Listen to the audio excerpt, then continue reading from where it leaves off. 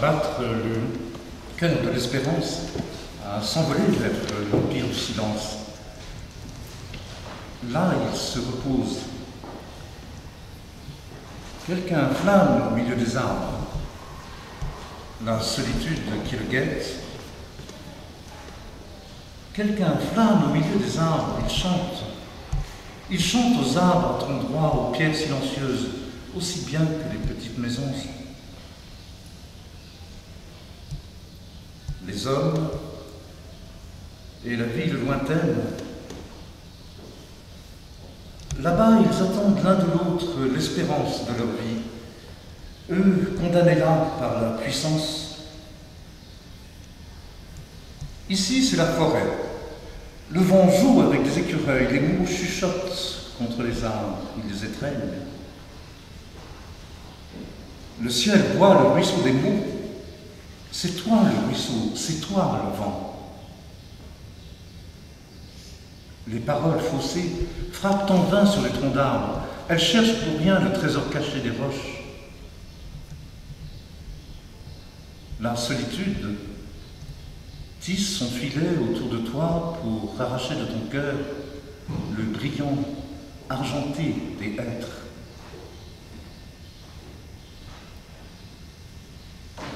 Des arbres veillent sur les secrets de la création. Leurs paroles dépassent les limites des mots. Les secrets dans les signes. Les paroles des arbres sont sans mots, glissent comme les aigles au-dessus des vallées.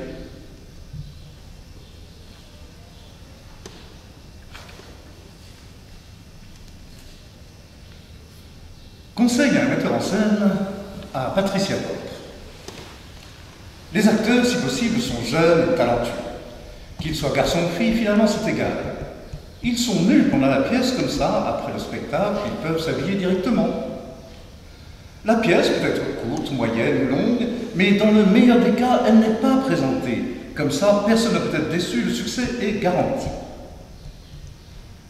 Si la supériorité ordonne sévèrement de présenter de toute façon le spectacle, alors nous invitons le metteur en scène à suivre les conseils suivants pour avoir du succès.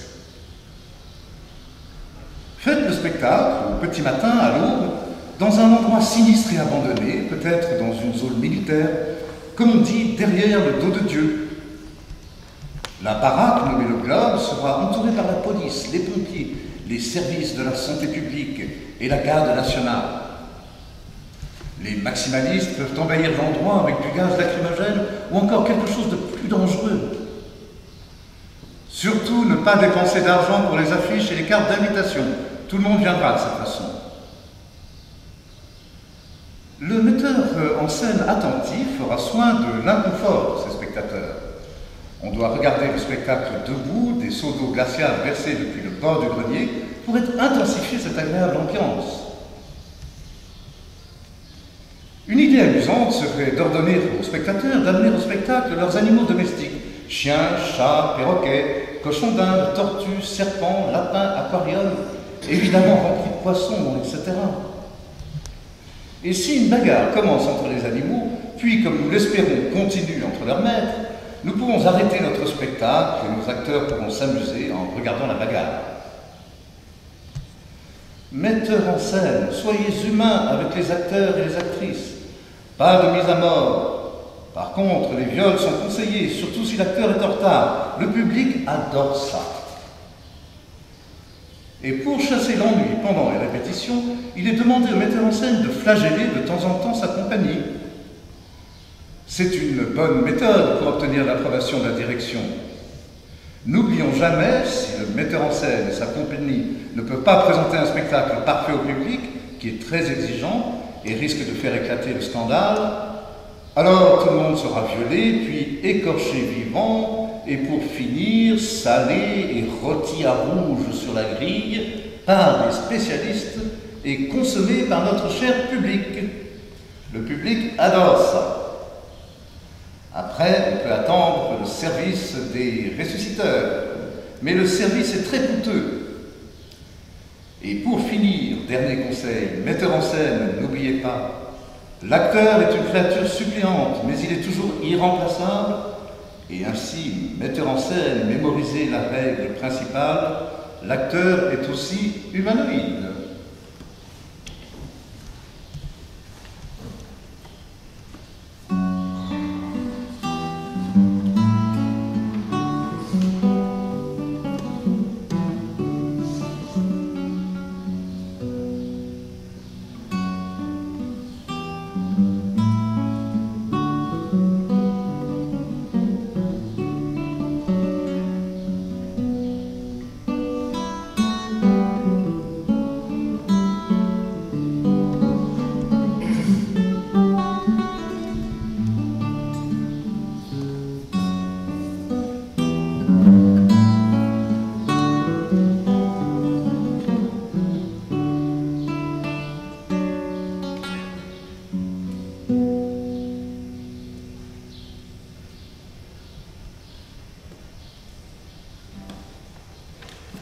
De la guerre d'attaque ou de la paix, j'aimerais vous dire que nous ne pouvons pas gagner la guerre parce qu'elle est ingagnable.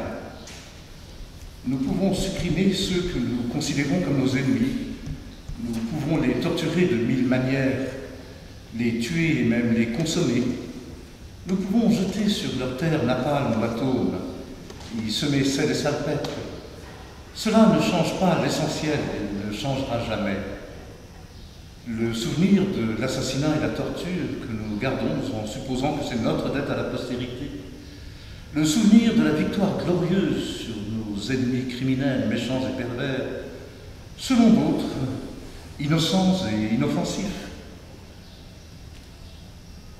J'aimerais vous dire que chaque guerre d'attaque, cela a été prouvé de mille manières, à commencer pour une raison quelconque, par la négligence de l'existence. C'est l'état irrationnel d'une situation métaphysique. Quand les divinités se détournent de l'homme avec dégoût, Mars y compris, c'est une gifle à l'existence. La guerre, c'est quand l'existence se retourne contre elle-même et se néglige. C'est quand chaque malice est possible et se réalisera donc sûrement. La guerre n'a ni but ni cause, elle est égocentrique. Selon la logique de la guerre, nous pouvons la continuer jusqu'au point où il n'y a plus personne à tuer ou à consommer. Quand nous avons tué ou consommé tout le monde, alors nous pouvons clôturer la guerre et nous pouvons écrire nos menteuses chroniques dans lesquelles nous pouvons décrire notre bravoure et notre gloire, que nous avons gagné sur nos ennemis criminels, méchants et pervers, selon d'autres innocents et inoffensifs. Nous pouvons mentir autant que l'on veut. Cela ne changera rien au passé, à la vérité et à nous-mêmes. Notre incapacité à la vie, notre incapacité à la mort et notre incapacité à la création. En ce qui concerne la paix, la situation est simple. Nous ne pouvons pas commencer la paix. Nous ne pouvons que la continuer.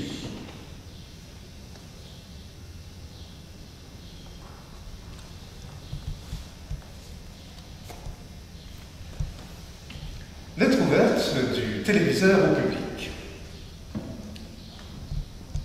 Je te regarde, mon esclave adoré, qui est emprisonné dans mes images magiques. Et toi, tu me regardes, mais tu es incapable de voir derrière moi, au royaume des pensées et des idées qui font bouger le monde. Tu n'arriveras jamais à connaître la force et le secret qui font bouger et qui te font bouger. Mais tu vois simplement la course des images rapides que tu crois réelles, la réalité de ton être personnel. Tu regardes les images pour tuer le temps, qui est trop difficile à supporter. Et bien vrai que mes images chassent l'ennui de ton esprit. Mais oui, mon amour, ils tuent aussi le temps, ton trésor le plus cher, donné à toi par l'Éternel pour réaliser dans ton cœur la majestueuse présence divine. Mais tu me regardes face à face, la course des images magiques, bière à la main. Tu voudrais voir une jolie croupe bien esthétique ou un beau gars, et oui, un beau match. Donc, zappe-moi, je serai aussi avec toi sur la chaîne suivante, et après aussi. Donc, regarde-moi jusqu'au moment où ta main n'arrivera plus à tenir la petite bouteille à cause de la fatigue. Et tu arriveras à dormir devant moi, devant mes images impitoyables, plus aucun souci, tout de même c'est bien bon.